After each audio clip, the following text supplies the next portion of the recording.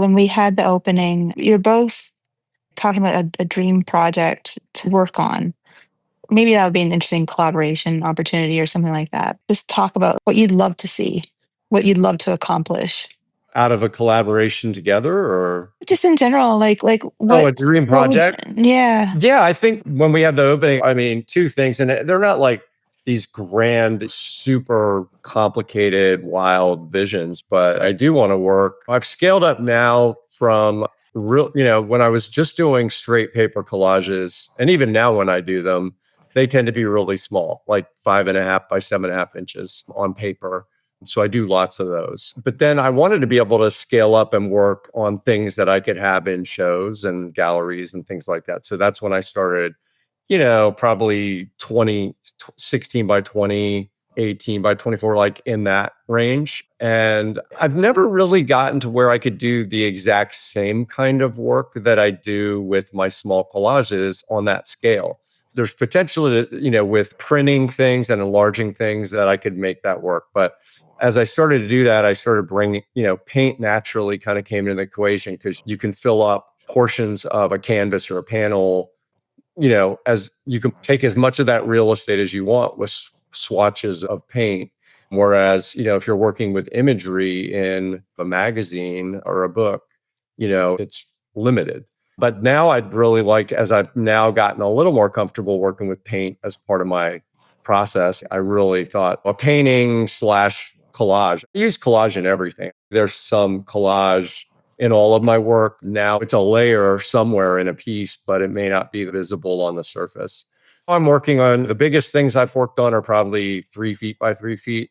I'd like to work on a canvas that's like, 10 by something, just to really get the feel of how my process would adapt, like spreading much larger volumes of paint onto much larger surface area and using different kinds of tools, and just the physical movement of that opens up. I'm pretty tall and I have long arms. Constricting my movements to a 7.5 by 5.5 inch piece of paper is a little static. So I think just the more dynamic movement of working big would be exciting.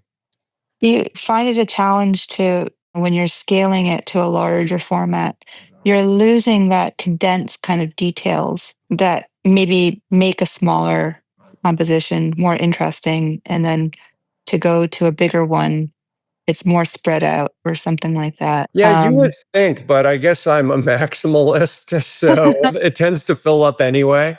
Okay. Just fills up differently. What's fun with collage, just pure paper collage, and the smaller collages that I've done that sort of became the thing that I kind of then built a little bit of following on Instagram and that kind of thing. It was just the juxtaposition of imagery. I mean, imagery, text, graphic elements, plain paper, whatever. But it was those juxtapositions that I think people who really love collage get excited about when you can Yeah. pair up things weirdly, at least in the area of more abstract collage that I do.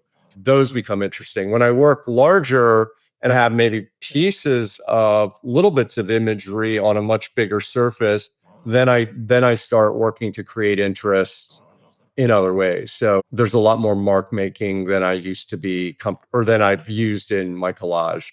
And that's taken a while to get comfortable with, scribbling and, just Yeah. loosening up enough to make wild brushstrokes on things and things like that. But that to me has become like the new thing for me. So that I'm kind of excited about that right now.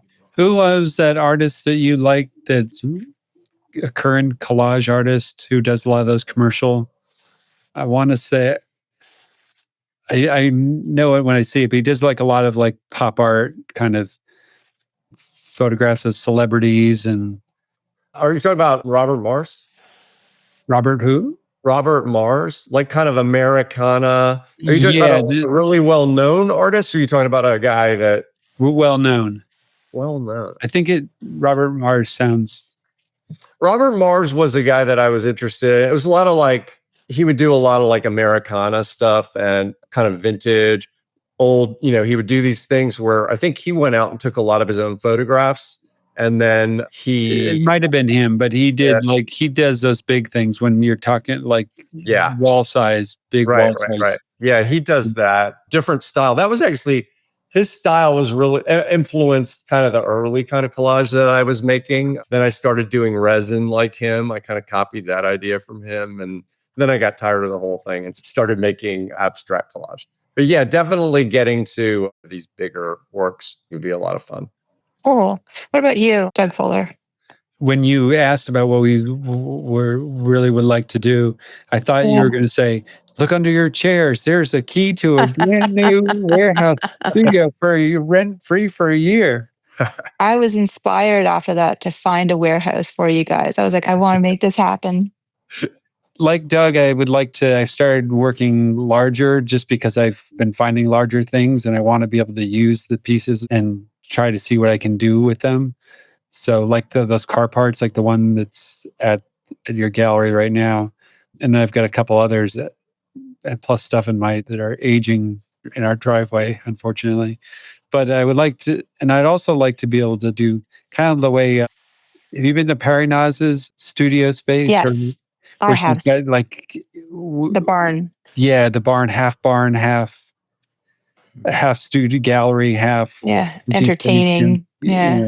Something like that would be kind of cool to be able to fill that with some neat stuff. I think it was called the Armory Show. Was that the show back in the early 1900s when they just basically threw everything they could at the wall and just tons of stuff, and very shocked people because of that, because they were.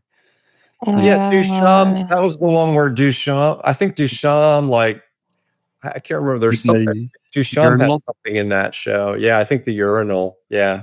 My dream was I think I told you this, Doug. There was a dry cleaners down the street in this little convenience center near our house that was for lease for like 4 or 5 years. And it was just a small space and it was partially deconstructed. I wanted to rent it for a month. That's all I wanted. And I thought, sure, they would love to have a month's rent because they're not doing anything with it. And when I proposed it, they were like, look, they said, no, it's the price is what it is. And eventually they put it up in a nice coffee shop in there. But I thought that would have been a great place, like an old dry cleaners. It would be perfect for stuff that's half deteriorating as it is.